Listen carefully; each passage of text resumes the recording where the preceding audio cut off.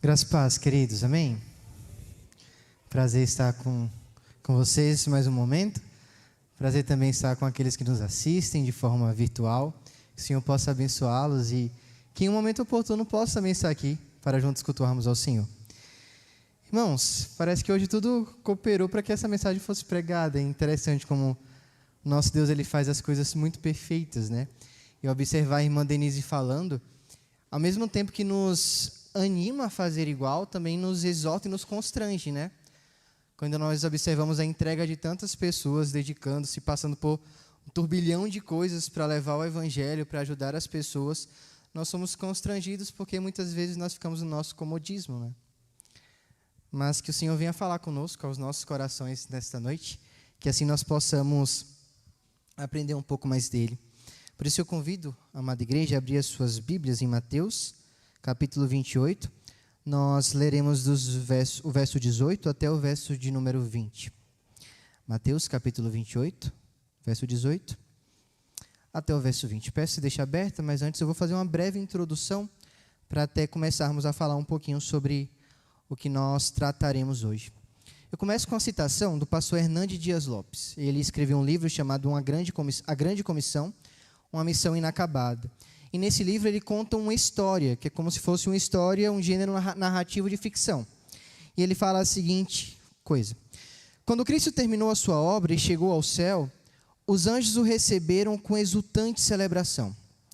Um anjo perguntou-lhe: Senhor, tu consumastes a obra de redenção, mas quem vai contar essa boa nova para o mundo inteiro? Jesus respondeu: eu deixei 12 homens preparados para essa tarefa. Retrucou o anjo: mas, Senhor, e se eles falharem? Jesus respondeu: se eles falharem, eu não tenho outro método. Nós estamos falando de um Deus de plano A. Não existe a possibilidade de um plano B para Jesus. Porque a vontade dele ela é boa, perfeita, agradável. E uma certeza que nós temos é que ela vai ser feita. E nessa história, Hernandes já chama a nossa atenção para o fato de que a missão da proclamação das boas novas foi primeiro concedido aos 12 e posteriormente a nós. Hoje nós falaremos um pouco sobre a missão que nós temos enquanto igreja. Mas cabe 2 pontos anteriores para que vocês não entendam mal o que eu vou falar. O primeiro é que o meu objetivo com essa mensagem não é levar o seu ego e tornar-te uma pessoa orgulhosa. Pelo contrário. O meu objetivo é constranger-te, porque a palavra de Deus quer colocá-lo de frente com quem você é e com a missão que você possui. E um segundo ponto, antes de nós começarmos, é que não é a igreja que conduz a missão, mas é a missão quem conduz a igreja. Entender isso é de suma importância para nós olharmos para Mateus 28 com a perspectiva correta. E tendo tudo isso em vista, o tema da nossa mensagem de hoje é uma metáfora. Nós vamos falar sobre a igreja e o lápis. Mas essa explicação vai ficar só para o final. Então, para você entender, você precisa acompanhar toda a mensagem. Ainda bem que a Jo não está aqui. A Jo sempre estraga minhas surpresas. Então, ainda bem não, meu Deus, estou falando isso como pode, né? Mas, enfim. Olhemos para o texto, Mateus 28. Pode colocar para nós, por favor? Não está aparecendo para mim, né?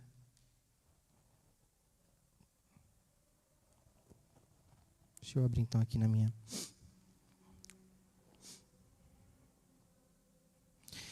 Jesus, aproximando-se, falou-lhes, dizendo: toda autoridade me foi dada no céu e na terra. Ide, portanto, fazei discípulos de todas as nações, batizando-os em nome do Pai, e do Filho, e do Espírito Santo, ensinando-os a guardar todas as coisas que vos tenho ordenado. E eis que estou convosco todos os dias, até a consumação do século. Não está aparecendo para mim. Não sei. Tá. Vamos orar? Senhor nosso Deus, nosso Pai, grato nós somos a Ti, pelo privilégio que nós temos de estarmos junto a Ti, conhecer-te mais e poder em todo momento olhar para o Senhor e nos tornarmos mais parecidos contigo. Que na Tua palavra, meditando nela hoje, nós possamos ser constrangidos com tamanho amor e tamanha missão que nos foi concedida. e que assim nós venhamos a sair daqui de forma diferente da qual entramos, e que possamos levar a sério o anúncio do Teu Evangelho para as pessoas, e que assim, ao confessar-te como nosso Senhor e a declarar todas as Suas maravilhas, nós possamos anunciar as Tuas obras e contemplar pessoas conhecendo-te mais e entregando-se ao Senhor. Nos abençoa, Pai, nos dê capacidade de entendimento e que eu seja apenas um instrumento em Tuas mãos nessa noite. Em nome de Jesus, que nós, enquanto igreja, oramos a Ti. Amém. Queridos, para só inserir vocês em toda essa história, em toda essa narrativa, nós vimos nesse capítulo, no capítulo 28 de Mateus, que 3 dias depois da morte de Jesus, Maria Madalena e algumas outras irmãs, elas foram ao sepulcro e lá elas perceberam que Cristo não estava mais ali. E elas receberam a notícia através do anjo que Cristo ressuscitou, e nessa mesma notícia tinha uma ordem para que elas assim fizessem. Como diz o verso 7 do mesmo capítulo. E depois, depressa, e dizei aos seus discípulos que ele ressuscitou dos mortos, e vai adiante de vós para a Galileia. Ali o vereis, é como vos digo. Então ela recebe essa notícia, Cristo ressuscitou. Ao mesmo tempo, uma ordenância. Por favor, peça para que eles vão até a Galileia. E depois elas recebem essa mesma ordem do próprio Senhor, quando no verso 10 diz: não tem mais, ide avisar a meus irmãos que se dirijam a Galileia e lá me verão. Então há uma ordem aqui. Por favor, peço para que eles conduzam-se até a Galileia. E tudo isso era para se cumprir o que o próprio Jesus tinha dito aos seus discípulos na quinta-feira, ou seja, um dia antes dele ser entregue ali aos governantes. Porque quando ele estava a caminho do Getsêmani para passar por toda aquela situação, Cristo informou aos seus discípulos que eles todos se escandalizariam naquela noite. Naquele momento ele anuncia, por exemplo, que Pedro negaria 3 vezes.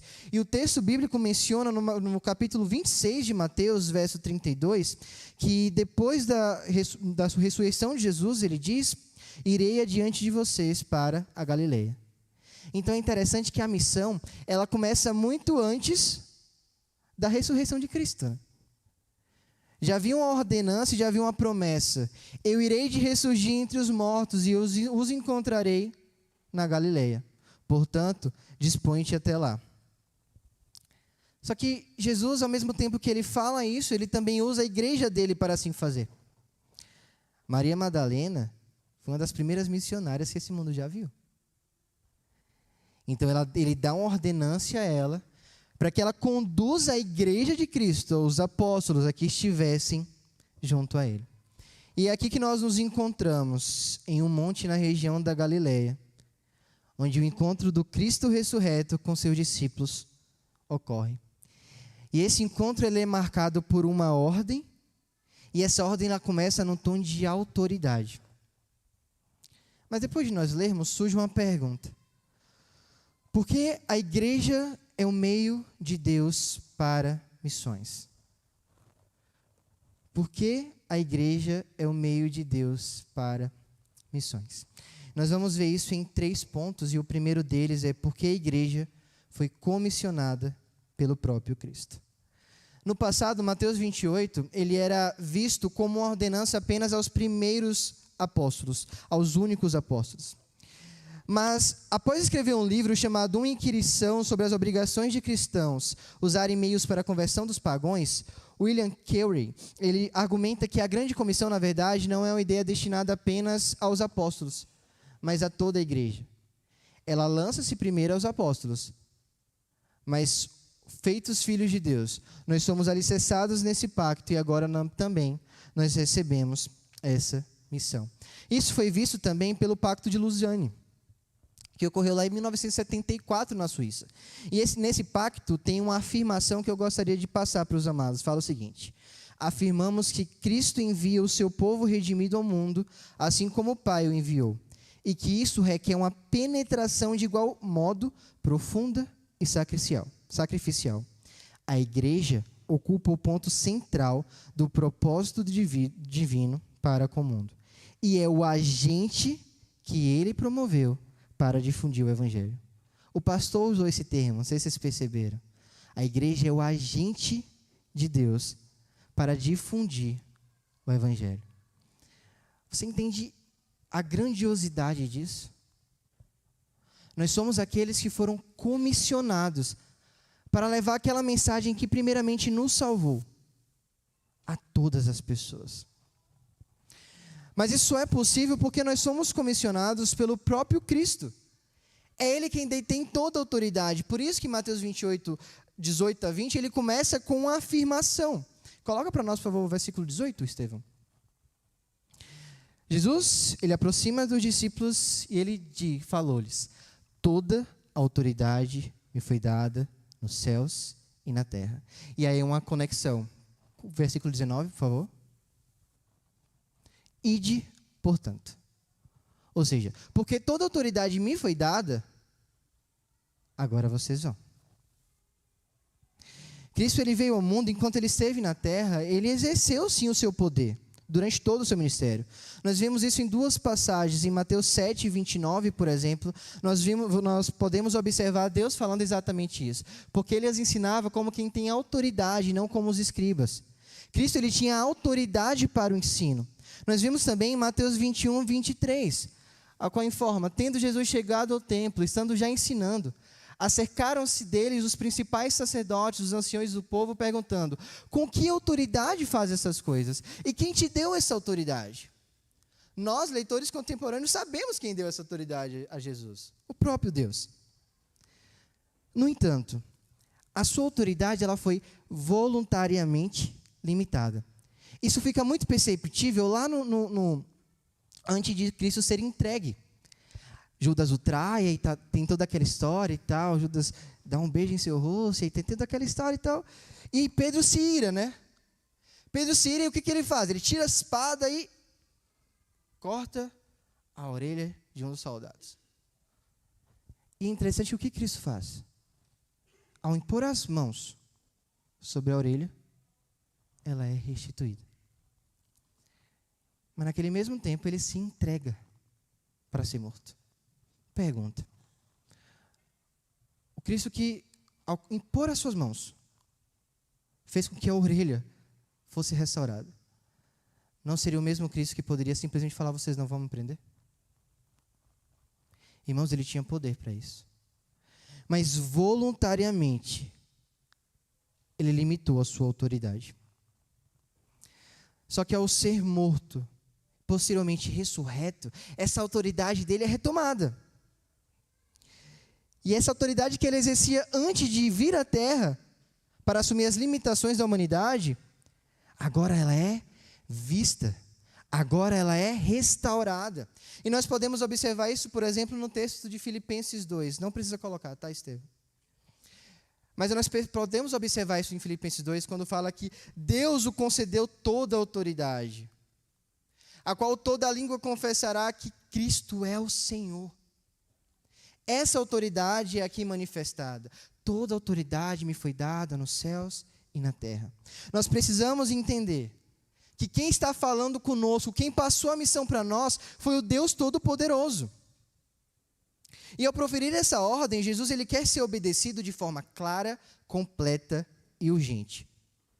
Qualquer ordem dada pela autoridade máxima do universo exige atenção e respeito total.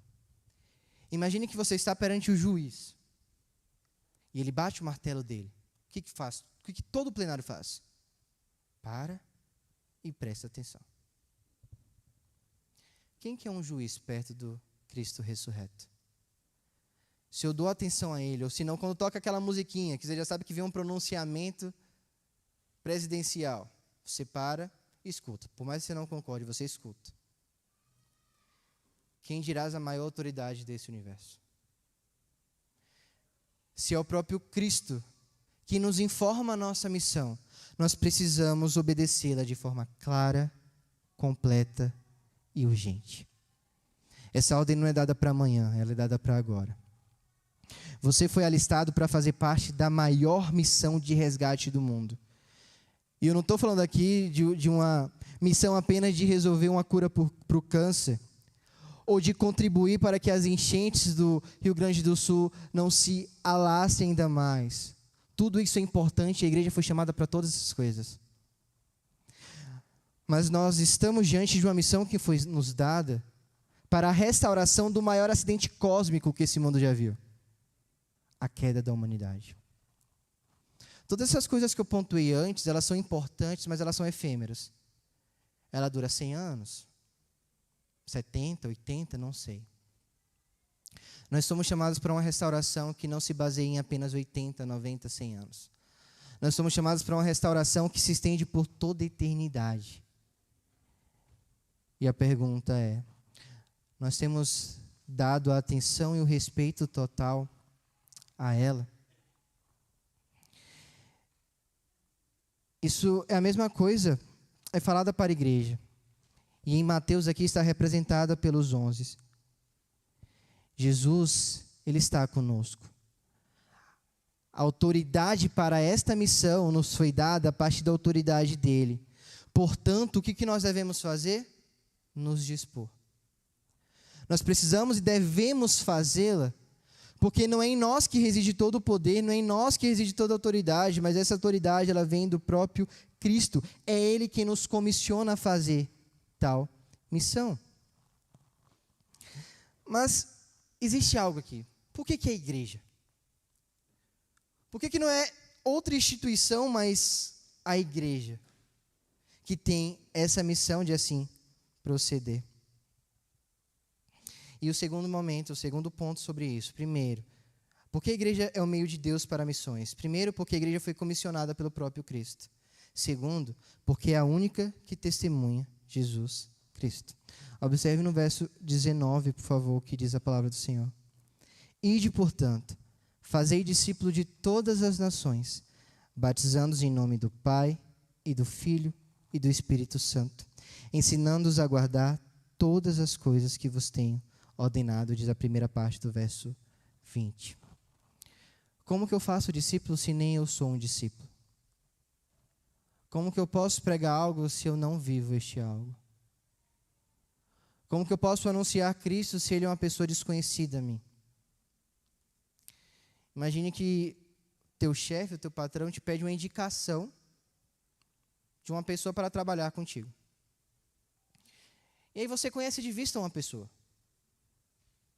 Mas você não tem entendimento e você não conhece essa pessoa o suficiente para dar uma indicação concisa daquilo. Você a indicaria? Sabendo que se essa pessoa for uma péssima profissional, isso com certeza comprometerá o teu relacionamento com a empresa. Você indicaria essa pessoa? Então, como que nós temos a audácia de compartilhar o Cristo desconhecido a nós? De acordo com o dicionário, testemunha é uma pessoa que presenciou ou ouviu algum fato ou dito e que dele pode dar pormenores. Testemunha é alguém que presenciou ou ouviu algum fato. A igreja é a única instituição que verdadeiramente ouviu um fato, acreditou neste fato e pode dar a partir dele os pormenores. Ou seja, nós somos a única instituição que tem a autoridade dada pelo próprio Cristo para anunciarmos algo que primeiramente nos alcançou. E é justamente isso que nos diferencia, por exemplo, das ONGs ou de organizações filantrópicas. Porque se nós formos parar para pensar, todas essas fazem programas em prol da humanidade. Então nós temos serviços comunitários, nós temos distribuição de sopão, nós temos projetos parecidos com o do Servir, por exemplo. Mas o que nos diferencia disso tudo? Porque se for apenas isso a nossa prática, a igreja é só mais uma dentre estas. A grande questão é porque a igreja é a única que testemunhou Jesus Cristo. Nenhuma outra dessas instituições que eu falei anteriormente testemunhou aquilo que nós testemunhamos. Nenhuma dessas passaram por aquilo que nós primeiramente passamos. Se nós somos restaurados pelo próprio Cristo, nós podemos e temos autoridade de agora anunciarmos também essa mesma coisa que nos alcançou. João capítulo 15, versos 26 e 27 diz o seguinte: Quando vier o conselheiro, aqui referindo-se ao Espírito Santo, que eu enviarei a vocês a parte do Pai, o Espírito da verdade que provém do mundo, ele testemunhará a meu respeito. E vocês também testemunharão, pois estão comigo desde o princípio. Nós podemos ser testemunhas porque o Espírito Santo habita em nós. Cristo nos concedeu o Espírito Santo para que nós tivéssemos a oportunidade também de testemunhar o Evangelho a outras pessoas. Lembra que eu falei para ti que o meu objetivo não é elevar o teu ego, mas te constranger? Porque é exatamente isso que eu tenho quando eu olho para isso aqui. Porque se nós somos a única instituição propícia a fazer isso, e nos negamos a fazer, quem fará? Quem fará? Você já parou para pensar que todos os dias pessoas morrem sem conhecer a Jesus? Você já parou para pensar que em muitos países a palavra ainda não chegou? Onde está a igreja nisso tudo? Cadê aqueles que foram comissionados e que receberam a missão para isso? Se nós não nos dispusermos aí, nenhuma outra instituição pode fazer o que nós temos como missão fazer. Se nós não nos dispormos aí, ninguém irá. O testemunho, ele ocorre após esse recebimento do Espírito Santo. É ele que nos capacita a darmos verdadeiro testemunho a respeito de Cristo. E nós podemos ver isso na prática, na passagem de Mateus 16, do verso 13 ao verso 20, eu gostaria de ler rapidamente com os irmãos. Indo Jesus para os lados de Cesareia de Filipe, perguntou a seus discípulos: quem diz o povo ser o Filho do Homem? E eles responderam: uns dizem João Batista, outro Elias, e outro Jeremias ou algum dos profetas. Mas vós, continuou ele, quem dizeis que eu sou? Respondeu Simão Pedro, disse: tu és o Cristo, o Filho do Deus vivo. Então Jesus lhe afirmou: bem-aventurado és, Simão Bar-Jonas, porque não foi carne e sangue que tu revelaram, mas meu Pai que está nos céus. Também eu te digo que tu és Pedro, e sobre esta pedra edificarei a minha igreja, e as portas do inferno não prevalecerão contra ela. Dar-te-ei as chaves do reino dos céus. O que ligares na terra terá sido ligado nos céus, e o que desligares na terra terá sido desligado nos céus. Então advertiu os discípulos de que a ninguém dissessem ser ele o Cristo. Jesus, ele faz uma pergunta aos discípulos, como nós vemos: quem que o povo está dizendo que eu sou? E o povo dizia muitas coisas a respeito de Jesus. Creio que assemelha-se muito ao nosso contexto. Nas redes sociais, aí são duas coisas que para mim são as janelas do mundo, assim, que você consegue observar como que o mundo pensa. É o metrô, os irmãos já sabem, e as redes sociais. E esses dias eu vi um vídeo de uma cantora de funk, falando sobre Jesus. E ela falava muita coisa certa. Ela falava: não, Jesus é a melhor pessoa que já existiu nesse mundo. E Jesus, ele é a pessoa que ensina para nós valores morais, que nós devemos seguir. Jesus é meu melhor amigo. Jesus é aquele que está comigo em todos os momentos. E eu falo: tá. As pessoas diziam que Jesus era um profeta. Estavam erradas? Não. Qual que era o problema com isso tudo? A resposta estava incompleta. Lembra quando você faz uma prova de português que está lá a pergunta e está lá: justifique sua resposta. Aí o professor te dá meio certo, porque você respondeu, mas você não justificou corretamente, ou seja, está incompleta. Mesma coisa acontece aqui, só que para Jesus é sim, não, não. Então está certo, está errado. Está incompleta. Jesus não é apenas uma pessoa que tem os valores morais exacerbados, não é apenas isso. Jesus, ele é o Cristo, ele é o Filho do Deus vivo. Quem é a única instituição que pode assim proceder? Queridos, a mesma coisa acontece conosco. Da mesma forma. Se nós olharmos para a nossa vida e se nós fizermos uma autorreflexão, nós evidenciaremos o quão desprezáveis nós somos. Eu tenho certeza que todos os dias você falhou consideravelmente contra o Senhor. Você cometeu coisas que entristeceram, que profanaram o nome do Senhor. Provavelmente, com tudo isso aqui que eu estou dizendo para você, você se sinta altamente incapaz de chegar em um ambiente que você desconhece e começar a pregar sobre Cristo. Mas que bom que isso acontece. Porque, de fato, a capacidade não está em você. Que bom por isso. Mas a capacidade ela nos foi dada pelo próprio Cristo. Isso nós vamos ver daqui a pouco. Atos capítulo 1, verso 18, verso 8, pode colocar para nós, Estevam? Diz o seguinte para nós que é muito interessante. E aí Cristo está de novo com os discípulos, ele fala: mas recebereis o poder ao descer sobre vós o Espírito Santo, e sereis minhas testemunhas, tanto em Jerusalém, quanto em toda a Judeia e Samaria, e até os confins da terra. Jerusalém é o fim do ministério terreno de Jesus, mas é o início da missão para os discípulos e a continuidade para as demais testemunhas que se espalham pelo mundo anunciando o Evangelho de Cristo. No Brasil, nós somos responsáveis por chegar aos confins da terra. A Denise chegou em um lugar... Alguém já foi na Ilha de Marajó? Ela foi em um lugar que nenhum de nós fomos. Mas ela esteve lá. A igreja estava lá. Mas assim como a Ilha de Marajó, tem tantos outros lugares que sequer escutaram a respeito de Jesus. Nosso país ele é conhecido pela gama de culturas que nós temos em um único país. Eu tive a oportunidade de conversar com os ribeirinhos.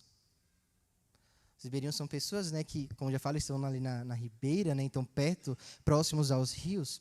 E na minha cidade nós passamos durante 2, 3 anos com enchentes todos os finais de ano.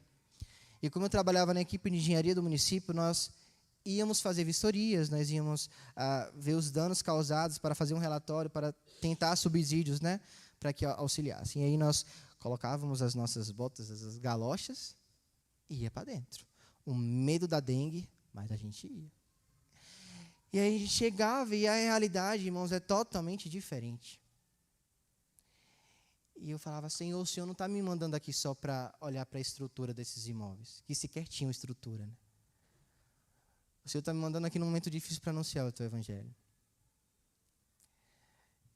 E aí é uma confissão de pecados, porque ao mesmo tempo que eu entendia isso, a corrida era tão grande que eu me perdi em meio às minhas missões. Nos momentos que eu estive lá, eu considerei a missão do engenheiro Arnaud mais importante do que a missão do filho Arnaud. Do filho de um pai amado que concedeu-me uma missão. Então a gente chegava, era uma correria tremenda, a gente tinha que entrar em todas as casas, fazer vistorias, e os lugares para ir eram difíceis. E nós tínhamos que rodar para ver pontes, muitas pontes foram, e aí a gente, nessa loucura, e eu não fiz. E toda vez que eu chegava em casa, eu chegava frustrado. Porque não era para aquilo que o Senhor estava me mandando ali. Da mesma forma, não é para o seu trabalho que o Senhor está mandando você apenas para ser um bom profissional. De fato, seja. Glorifique ao Senhor com o seu trabalho. O fato de eu ser um bom profissional glorifica, meu Deus. Seja o melhor profissional que a tua empresa já viu. E se você for o proprietário, tenha a melhor empresa que esse mundo já viu. Para que isso glorifique ao teu Pai. Ao nosso Pai. Contudo, a missão da anunciação do Evangelho, ela corresponde durante toda a nossa vida. Mas a pergunta ainda reside, irmãos. Por que a igreja é o meio de Deus para missões? Certo, primeiro, porque a igreja ela foi comissionada pelo próprio Cristo. Porque ela é a única que testemunha Cristo. Mas por que a igreja? Por que a igreja? Por que nós, pecadores miseráveis? Por que nós, enquanto os anjos ansiavam, como nós podemos ver, por exemplo, no texto de 1 Pedro, capítulo 1, verso de 10 a 12, os anjos eles ansiavam compartilhar o Evangelho. Mas isso foi concedido a nós. Por que a igreja? E o terceiro ponto diz que porque a igreja é a única que recebeu poder para cumprir a missão. De fato, nós não somos capazes de cumprir a missão por nós mesmos. E é por isso que o verso de número 20, ele não acaba na parte A, ele tem um complemento. Não sei se vocês perceberam, mas nós lemos até o primeiro ponto. Mas há um complemento nele. E eis que estou convosco todos os dias, até a consumação do século. Sabe por que esse privilégio foi dado a nós? Porque em nós reside a força, o poder e a autoridade de Cristo, não a nós. Sabe por que a igreja ela não vai falhar? E a missão dela ela vai ser concretizada? Porque não é por ela que a grande comissão ela procede, mas é pelo poder de Deus que nela habita, com a presença do Espírito Santo. Irmãos, a missão ela não é nossa, a missão é de Deus.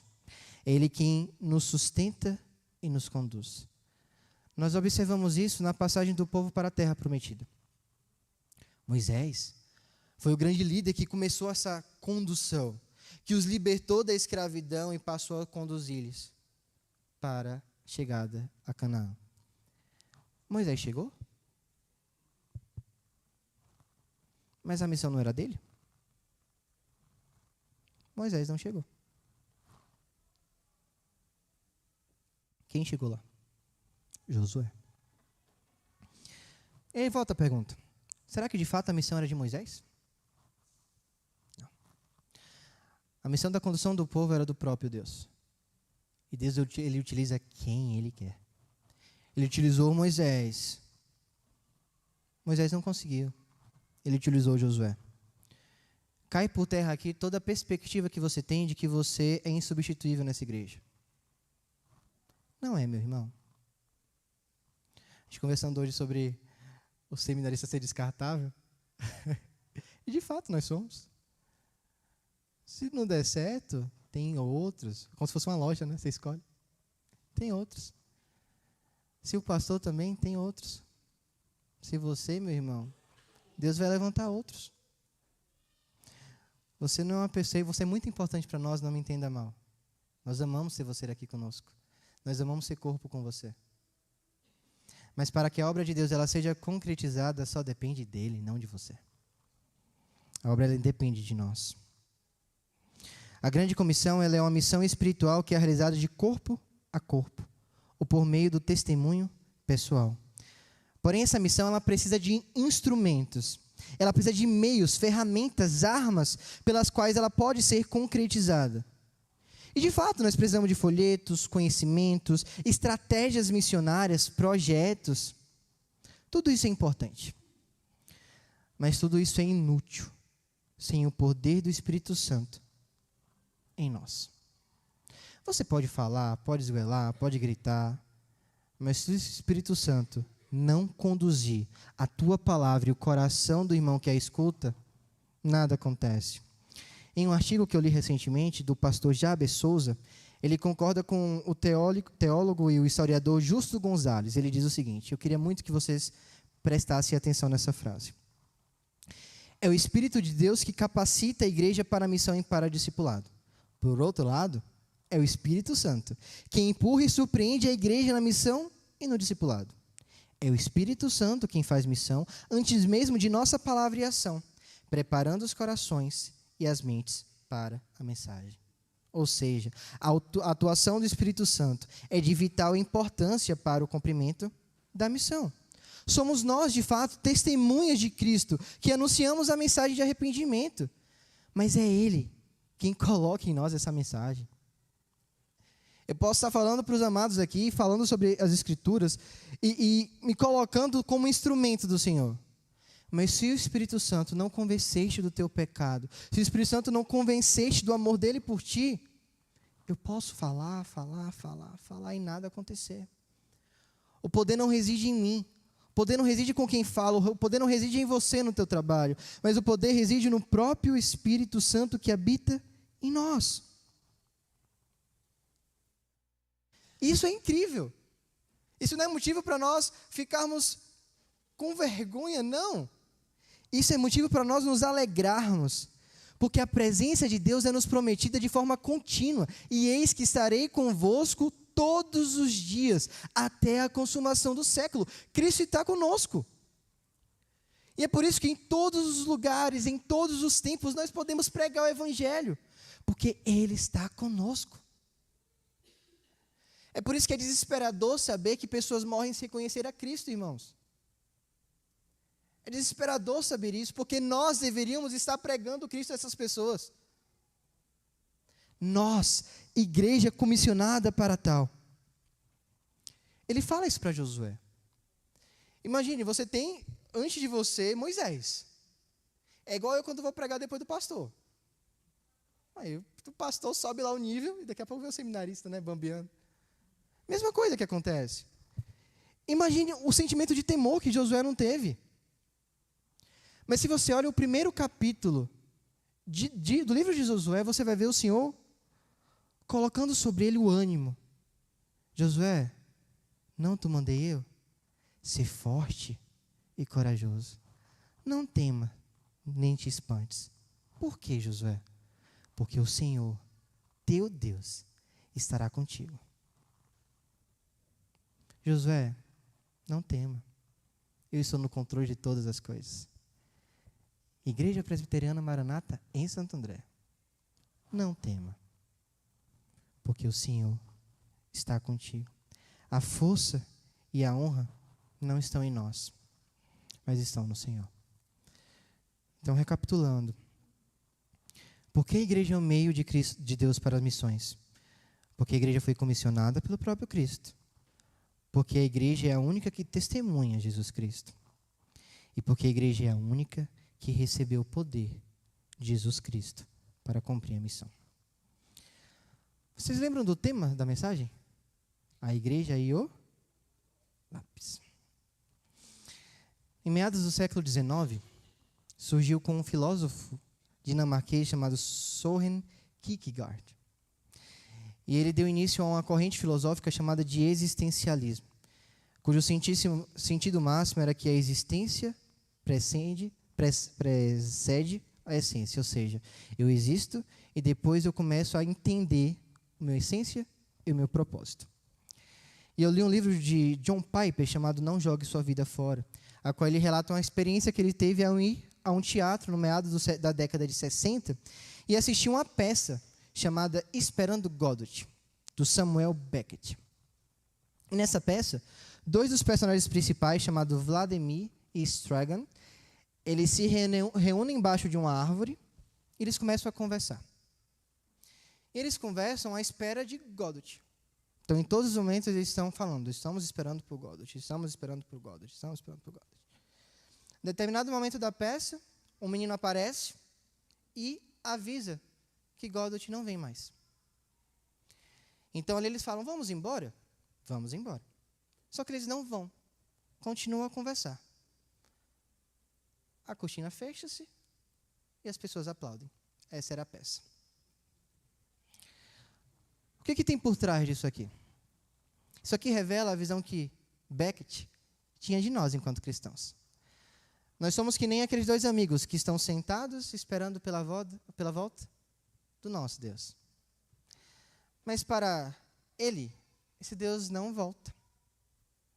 Só que nós estamos tão aguardantes por essa volta que nós ficamos sentados, nós não entendemos a nossa existência, nós não entendemos o nosso propósito. Assim é a nossa vida. Sentados embaixo de uma árvore, esperando por alguém que nunca vem.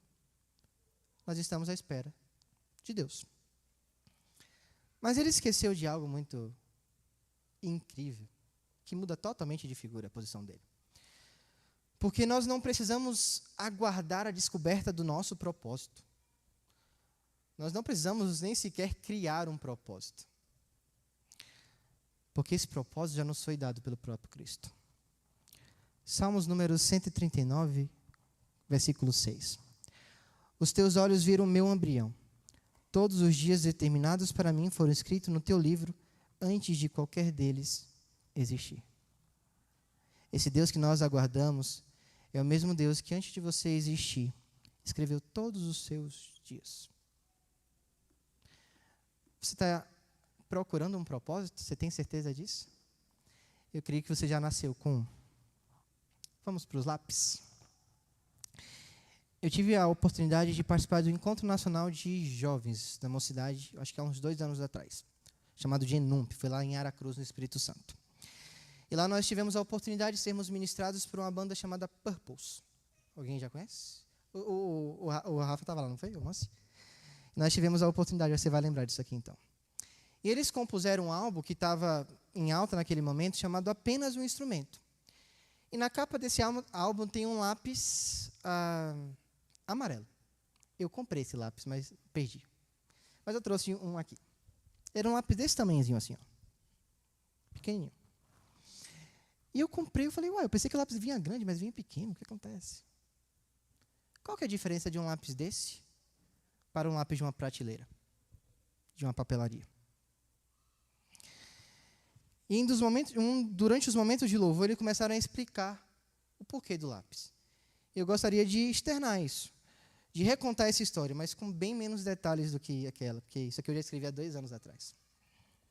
Ele diz basicamente assim, o Júlio, o vocalista da banda.